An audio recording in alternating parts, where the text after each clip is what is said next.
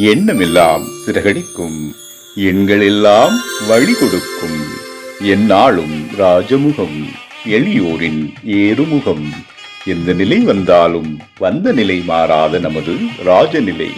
Rajanilai TV, channel of astrology.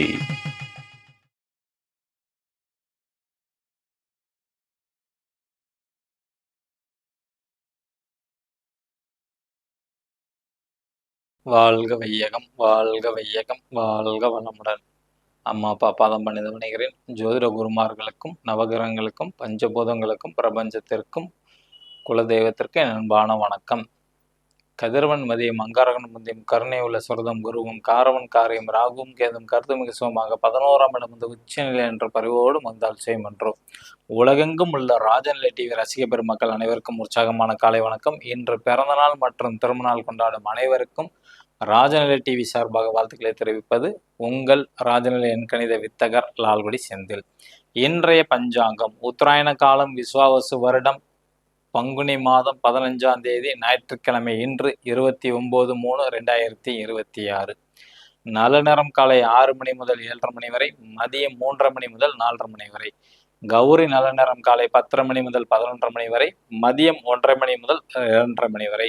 Rahu காலம் 4:30 மணி முதல் 6 மணி வரை மாலை. குளிகை நேரம் மதியம் 3 மணி முதல் 4:30 மணி வரை. யமகண்டம் மதியம் 12 மணி முதல் 1:30 மணி வரை. சூலம் மேற்கு திசை. உங்களோட பயணம் இன்று மேற்கு திசையாக இருக்கும் பட்சத்தில் புதிய விஷயமாக இருந்தால் 1 டீஸ்பூன் கொஞ்சம் வெல்லம் சின்னதாக சாப்பிட்டுட்டு போங்க, காரியம் தடைப்படாது. இன்றைய திதி ஏகாதசி திதி காலை 9:32 வரை, பின்பு துவாதசி திதி. நட்சத்திரம் ஆயில்ய நட்சத்திரம் மாலை 4:10 வரை, பின்பு மக நட்சத்திரம்.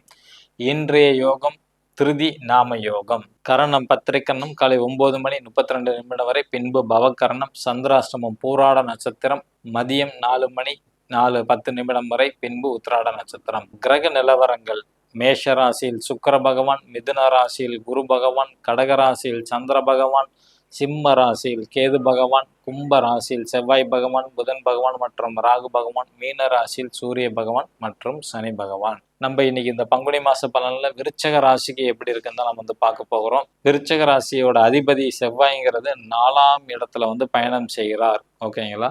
4ஆம் இடம்ங்கிறது பார்த்தீங்கன்னா வீடு வாகனம் இது சம்மந்தப்பட்டது.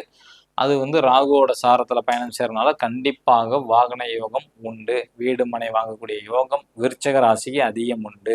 4ஆம் இடம்தான் தாய். தாய் மீது ரொம்ப அன்பு பற்று எல்லாமே ஏற்படும். ராகு சாரனால விருச்சக ராசியில பிறந்தவங்களோட உடல்நிலை கொஞ்சம் சூடாக இருக்கும், வெப்பம் அதிகமாக இருக்கும். எந்த ஒரு விஷயத்தையும் தாயிட்ட கேட்டு செஞ்சாங்கன்னா கண்டிப்பாக இவங்களுக்கு வெற்றி வாய்ப்பு உண்டு. அதே மாதிரி ஒரு சில பேர்த்துக்கு திருமணம் ஆகாமல் இருந்தால் கண்டிப்பாக திருமண அமைப்பு உண்டு. தொழில் செய்யக்கூடிய அமைப்பு எல்லாமே நல்ல அமைப்பாக இருக்குது இந்த பங்குனி மாதத்தில் விருச்சக ராசிக்கு. இப்போ மாணவர்களுக்கு எப்படி இருக்கும்? கல்வியில் மாற்றம் உண்டு. கண்டிப்பாக ஸ்கூல் மாற்றம், இடம் மாற்றம்ங்கிறது உண்டு. 5ஆவது வரைக்கும் படிக்கிறவங்களுக்கு, 6ஆவதுலேருந்து 12ஆவது வரைக்கும் படிக்கிறவங்களுக்கு எதிர்பார்த்த மார்க் கொஞ்சம் கம்மியாக வாய்ப்புகள் உண்டு. டிகிரி படிக்கிறவங்களுக்கு கொஞ்சம் குழப்பமாக இருக்கும். ஏதாவது ஒரு பேப்பரில் அரியர் வைக்கிறதுக்கான வாய்ப்புகள் உண்டு. பிஹெச்டி படிக்கிறவங்க நல்ல வெற்றி வாய்ப்பு பெறுவார்கள். போட்டித் தேர்வு பண்ணுறவங்களுக்கும் வெற்றி வாய்ப்பு உண்டு. விருச்சக ராசிக்கு 2ஆம் இடம் குடும்பம், தனம், வாக்கு, வருமானத்தை குறிக்கக்கூடியது. குரு பகவான் 8ஆம் இடத்துல மறைஞ்சிருந்தாலும் சுயசாரத்தில் இருக்கிறாங்க. 7ஆம் பார்வையாக தன் வீட்டை பார்க்குறாங்க. அதனால் வருமானத்தில் தடை இருந்தாலும் கொஞ்சம் கொஞ்சமாக வர ஆரம்பிக்கும். சனி பகவானோட பார்வையும் இருக்குது. ஸ்லோ ப்ராசஸில் வரும். அதேமாதிரி ஓவர் டைம் அதிகப்படியான நேரம் கொடுத்து வேலை வாங்கக்கூடிய சூழ்நிலைகள் இருக்கும். ஓகேங்களா? எதிர்பார்ப்பை எல்லாம் கம்மியாக வச்சுக்கணும். சனி பகவான் பார்வை படுறதுனால பணம் ரொம்ப ஆசைப்படக்கூடாது. ஓகேங்களா? கொஞ்சம் ஆசைப்பட்டீங்கன்னா அதில் தடை தாமதம் வரும். குடும்ப நபர்களோட கருத்து வேறுபாடு வரும். ஏன்னா 2ஆம் இடம் குடும்பஸ்தானம், அங்கே சனி பகவான் ராகு பகவான் பார்வை வரனால விருச்சக ராசியில் பிறந்தவங்களுக்கு குடும்பத்தில் உள்ள நபர்கள் மீது கொஞ்சம் கருத்து வேறுபாடு வரும். கவனமாக இருக்க வேண்டும். ஓகேங்களா? அடுத்தது 3ஆம் இடம்ங்கிறது இளைய சகோதர சகோதரி மற்றும் மாமனாரை குறிக்கக்கூடிய இடம். 3ஆம் இடத்துல சந்திர பகவான் இருக்கிறாங்க, சுயசாரத்தில் இருக்கிறாங்க. 3ஆம் அதிபதியான சனி பகவான் 5ஆம் இடத்துல குரு சாரத்தில் இருக்கிறாங்க. அப்போ நிச்சயமாக உங்களோட தம்பிக்கு, தங்கச்சிக்கு அல்லது மாமனாருக்கு இடம் மாற்றம்ங்கிறது உறுதி. ஓகேங்களா? அல்லது அதிகப்படியான பயணங்கள் வந்து மேற்கொள்வாங்க. வீட்ல வந்து பொருட்கள் வந்து எக்ஸ்சேஞ்ச் பண்ணக்கூடிய அமைப்பு வந்து உண்டு. இப்போ ஊர் மாற்றம், இடமாற்றம் நடக்கலன்னா, வீட்ல ஏதாவது ஒரு பொருள டிவி, ஃப்ரிட்ஜ் இது மாரி எக்ஸ்சேஞ்ச் பண்றதுக்கு, மொபைல கூட எக்ஸ்சேஞ்ச் பண்றதுக்கான வாய்ப்புகள் வந்து அதிகம் உண்டு. 5ஆம் இடம்ங்கிறது குலதெய்வம் கோயில குறிக்கக்கூடியது. அப்போ குலதெய்வம் கோயிலுக்கு கூட ஒரு பயணம் செஞ்சுட்டு கூட போயிட்டு வரதுக்கான அமைப்புகள் வந்து உண்டு. 5ஆம் இடம்ங்கிறது அரசியல், சினிமா, நாடகத்த குறிக்கக்கூடியது. இது சம்பந்தப்பட்ட விஷயங்கள வந்து ஆதாயம் வந்து ஏற்படும். அல்லது அது சம்பந்தமா அதிகமா பேசுவாங்க. இப்ப அரசியல் சூழ்நிலை, தேர்தல்லாம் வரனால அதிகமா பேசப்படும். ஓகேங்களா? அதே மாரி நீண்ட தூரம் பயணம் மேற்கொள்றதுக்கான வாய்ப்புகள் அதிகம் உண்டு. அடுத்தது 4ஆம் இடம்ங்கிறது தாயை குறிக்கக்கூடியது. ஓகேங்களா? இப்ப 4ஆம் இடத்துல வந்து பார்த்தீங்கன்னா, செவ்வாய் பகவான் இருக்கிறாங்க, புதன் இருக்கிறாங்க, ராகு பகவான் இருக்கிறாங்க. இந்த 4ஆம் அதிபதி வந்து 5ல இருக்கு, குரு சாரத்துல இருக்கு. அப்ப 4ஆம் இடம்ங்கிறது தாய். இங்க 3 கிரகம் இருக்கு. ஆட்டோமேட்டிக்கா உங்க தாய்க்கு கடந்த ஆண்டுலேருந்தே வந்து பார்த்தீங்கன்னா, அதிகப்படியான கோபம், உஷ்ணங்கள் இதெல்லாம் உண்டு. அதே மாரி அங்க வந்து செவ்வாய், ராகு காம்பினேஷன் வந்துருச்சு. அதனால சின்னதா வாகன விபத்து ஏற்படும். கொஞ்சம் எச்சரிக்கையாக இருக்க வேண்டும். பங்குனி மாதம் முடியிற வரைக்கும் உங்களோட அம்மா அல்லது வெளிநாட்டுக்கு போகக்கூடியது. இப்போ உங்களோட குழந்தைகள் விருச்சிக ராசியில பிறந்தவங்க யாராச்சும் ஒருத்தவங்க வெளிநாட்டுல இருக்காங்கன்னா, அங்க போறதுக்கான வாய்ப்பு, சூழ்நிலைகள் வந்து உருவாக்கும். அதே மாரி இப்ப வருமானத்துல இருக்கிறாங்க, வேலையில இருக்காங்கன்னா, நல்ல வருமானம் வரும். ஏன்னா, அந்த அதின் அதிபதி சனி பகவான் 5ஆம் இடத்துல, தன் ஸ்தானத்துக்கு 2ஆம் இடத்துல பயணம் செய்றனால, நிச்சயமாக வருமானத்த பற்றிய எண்ணங்கள் உருவாகும். நல்ல வருமானம் கிடைக்கும். அவங்க தன் கூட பிறந்த சகோதர, சகோதரி மேல பாசமாக இருப்பார்கள். ஓகேங்களா? அடுத்தது 4ஆம் இடம்னாவே வீடு, வாசல், வாகனத்த குறிக்கக்கூடிய அமைப்பு தான். வாங்கலாமாசான்னா, தாராளமாக வாங்கலாம் பங்குனி மாதத்துல. 5ஆம் இடம்ங்கிறது குழந்தை பாக்கியம். இங்க விருச்சிக ராசிக்கு 5ஆம் இடத்துல வந்து பார்த்தீங்கன்னா, சூரிய பகவான் இருக்கிறாங்க, சனி பகவான் இருக்கிறாங்க, சுக்கிர பகவான் இருக்காங்க. இந்த 5ஆம் அதிபதியான 8ஆம் இடத்துல போய் மறைஞ்சிருச்சு. அதனால குழந்தைங்களோட கொஞ்சம் கருத்து வேறுபாடு வரதுக்கான வாய்ப்புகள் வந்து உண்டு. ஓகேங்களா? உங்க பேச்ச கேட்க மாட்டார்கள். அதே மாரி 5ஆம் இடத்துல வந்து சூரியன் எல்லாமே இருக்கிறனால, பேர், புகழ், அந்தஸ்து எல்லாமே உங்க குழந்தைகளுக்கு கிடைக்கும். அதே மாரி சோம்பல் தன்மையும் வரதுக்கான வாய்ப்புகள் வந்து அதிகம் வந்து உண்டு.